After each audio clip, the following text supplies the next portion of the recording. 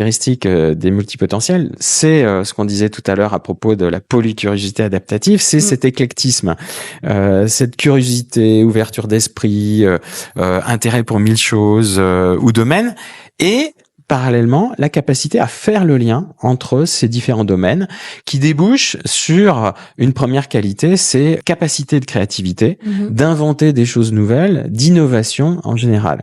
Autre caractéristique des multipotentiels qu'on n'a pas forcément cité jusqu'à présent, c'est l'appétence et la capacité à apprendre et à apprendre dans plein de domaines différents.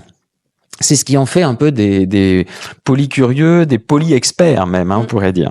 Et la conséquence de cette envie d'apprendre, eh bien, c'est qu'ils ont tendance aussi à s'ennuyer assez vite. Parce que s'ils sont pas suffisamment sollicités intellectuellement, eh bien, ils s'ennuient. Et quand ils s'ennuient, ils se démotivent. Et quand ils se démotivent, c'est pas très bon pour leur performance.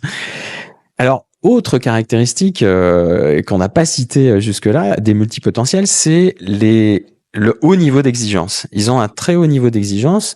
Alors ça peut être bien d'un côté, évidemment, parce que ça les conduit à une forme un peu de perfectionnisme. Mais quand c'est poussé un peu trop loin, la problématique c'est que on n'est jamais suffisamment à la hauteur de ces exigences. Et puis aussi, quand on est manager et qu'on est trop exigeant vis-à-vis de ses collaborateurs, c'est pas forcément très facile à vivre. Ils ont aussi donc du coup un goût, une appétence pour les défis et pour les challenges. Et à travers de ça, c'est que ils peuvent se mettre un peu régulièrement en zone de danger, en zone de risque, en zone d'échec en quelque sorte. Autre caractéristique, ils ont une capacité, je disais qu'ils sont des poly-experts, mais dans certains cas, ça confine même à une forme de génie dans certains domaines. Alors là où c'est intéressant, c'est que ces multipotentiels peuvent avoir une forme de génie sur certaines dimensions et parallèlement, ils peuvent se sentir complètement handicapés sur d'autres. C'est une sorte de dichotomie, on pourrait dire. Ils ont une énorme capacité dans certains domaines et pas du tout dans d'autres. Ils ont aussi une rapidité dans plein de domaines. Rapidité à comprendre, rapidité à apprendre, rapidité à observer. On pourrait dire encore une fois une forme d'agilité mentale.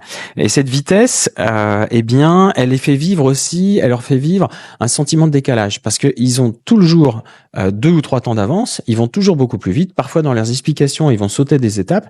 Mais bien évidemment, leurs interlocuteurs vont être soit largués, soit ils vont pas comprendre. Il va y avoir vraiment un écart entre les gens.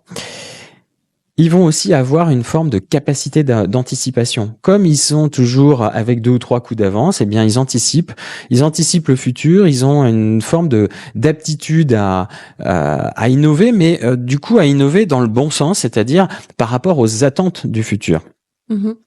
Alors, ils ont aussi une aptitude au questionnement, à la remise en cause, qui est très bon pour pouvoir s'adapter, mais quand on pousse le bouchon un peu trop loin de cette aptitude à la remise en cause, la conséquence, c'est un sentiment d'imposture. Ils se sentent jamais à la hauteur, en fait, encore une fois. Ils ont, alors ça c'est intéressant, parce que du coup, on va faire le lien avec le HPE, ils ont aussi une haute sensibilité, une sensibilité plus forte que la moyenne. Et puis, cette sensibilité, ils vont vivre en fait tout à 200%. Ça va être des vagues émotionnelles avec tous les avantages et les inconvénients qu'on peut imaginer. Et puis, je vais terminer, c'est un peu long, mais je vais terminer avec 2 choses. Ils ont un sens ils ont besoin de sens et besoin d'utilité dans leur vie. Et puis, ils ont des valeurs qui sont extrêmement fortes, extrêmement ancrées, qui guident un peu leur vie, notamment la valeur de la justice, la valeur de l'autonomie et de la liberté, et puis de la solidarité. Je cite celles-là parce que c'est probablement celles qui sont les plus prégnantes chez eux. Première caractéristique des multiples